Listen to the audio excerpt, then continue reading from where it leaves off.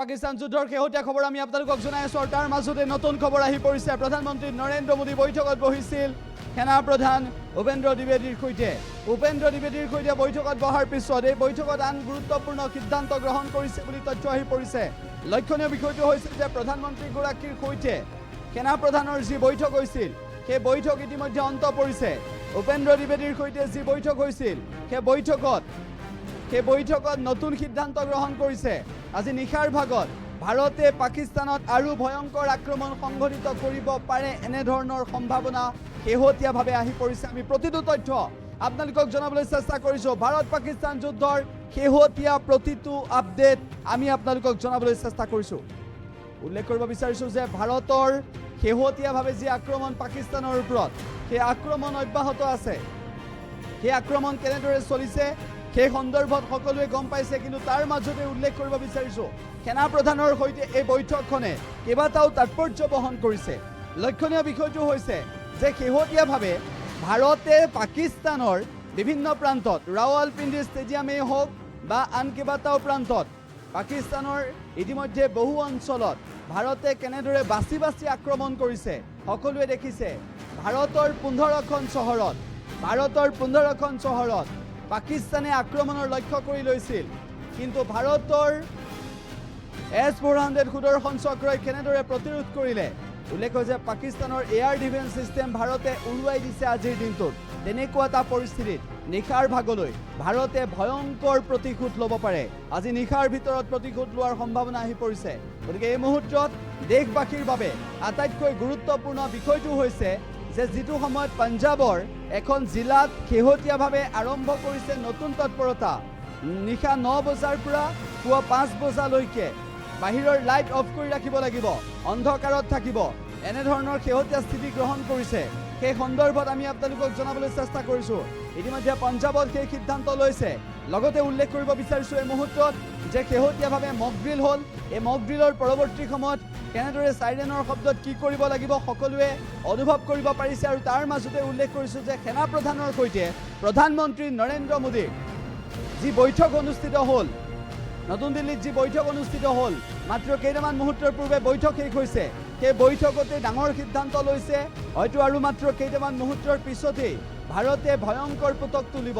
Operation সিন্দুৰ শেষ হোৱা নাই। প্ৰতিৰক্ষা মন্ত্ৰী ৰাজনাথ সিঙে কৈছে অপাৰেশ্যন সিন্দুৰ চলি আছে।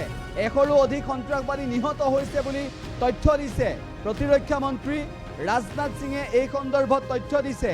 লগতে আমি উল্লেখ কৰিব বিচাৰিছোঁ ইতিমধ্যে PSL অনুষ্ঠিত হ'বলগীয়া ৰাৱালপিণ্ডি ষ্টেডিয়ামত আক্ৰমণৰ লক্ষ্য কৰি ল'লে দিনৰ ভাগত ভাৰতে। আৰু তাৰ পিছত কালিৰ দিনটোত দেখিবলৈ পোৱা গৈছিল যে পাকিস্তানৰ পৰা মেইল আহিছিল ইডেন গাৰ্ডেন বা নৰেন্দ্ৰ মোদী ষ্টেডিয়াম উৰুৱাই দিয়াৰ কথা কৈছিল। কিন্তু এই সকলোবোৰৰ পৰৱৰ্তী সময়ত আজিৰ দিনটোত আমি আপোনালোকক জনাব বিচাৰিছোঁ যে প্ৰধানমন্ত্ৰীৰ সৈতে বৈঠকত বহিছিল সেনা প্ৰধান। ডাঙৰ সিদ্ধান্ত লোৱাৰ দিশে গতি কৰিছে আজিৰ দিনটোত। আমি আপোনালোকক প্ৰতিটো তথ্য জনাবলৈ চেষ্টা কৰিছোঁ।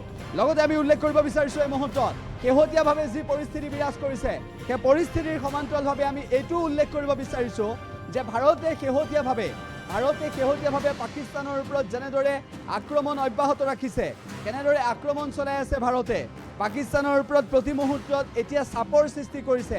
পাকিস্তান আতংকিত হৈ পৰিছে, পাকিস্তানৰ জনতা আতংকিত হৈ পৰিছে, শংকিত হৈ পৰিছে সকলো। আৰু আটাইতকৈ লক্ষণীয় বিষয়টো হৈ পৰিছে যে বৰ্তমান সময়ত পাকিস্তান চিন্তিত। পাকিস্তানৰ সাংসদে কান্দিছে, পাকিস্তানৰ জনতা ৰাজপথলৈ ওলাই আহিছে। এনেকুৱা ধৰণৰ পৰিস্থিতিৰ সৃষ্টি হৈছে। কেৱল সিমানেই নহয়, এনেকুৱা ধৰণৰ পৰিস্থিতিৰ পৰৱৰ্তী সময়ত কি হ'বলৈ গৈছে আমি সকলো তথ্য আপোনালোকক অৱগত কৰিছোঁ। লগতে উল্লেখ কৰিব বিচাৰিছোঁ প্ৰধানমন্ত্ৰী নৰেন্দ্ৰ মোদীৰ সৈতে সেনা প্ৰধানৰ যি বৈঠক অনুষ্ঠিত হ'ল সেই বৈঠকত আন কেইবাটাও গুৰুত্বপূৰ্ণ সিদ্ধান্ত গ্ৰহণ কৰিছে।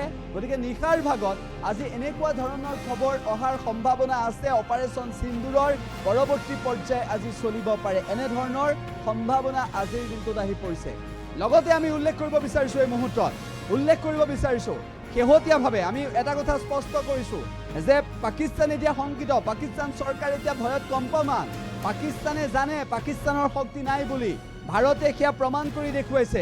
গতিকে এই মুহূৰ্তত পাকিস্তান চৰকাৰ চিন্তিত হৈ পৰিছে আৰু ভাৰতে ইতিমধ্যে অধিক পৰাক্ৰমেৰে যুঁজ দিবলৈ আৰম্ভ কৰিছে। আমি শেহতীয়াভাৱে যি বৈঠক অনুষ্ঠিত হৈছিল প্ৰধানমন্ত্ৰী নৰেন্দ্ৰ মোদীৰ সৈতে, সেই বৈঠকত প্ৰধানমন্ত্ৰী বৈঠকত বহিছিল সেনাপ্ৰধানৰ সৈতে, তাৰ দৃশ্য আমি আপোনালোকক ফুল স্ক্ৰীণত দেখুৱাব বিচাৰিছোঁ এই মুহূৰ্তত। উল্লেখ্য বিষয়টো হৈছে যে এই সন্দৰ্ভত শেহতীয়াভাৱে স্থিতি গ্ৰহণ কৰিছে আৰু এই ক্ষেত্ৰত কেনেকুৱা ধৰণৰ পৰিস্থিতি হৈছে সেয়াও আমি আপোনালোকক জনাম।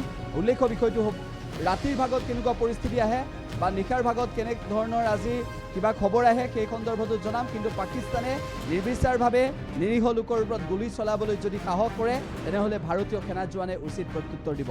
আমি আপোনালোকক এই মুহূৰ্তত সবিশেষ তথ্য জনাবলৈ চেষ্টা কৰিছোঁ।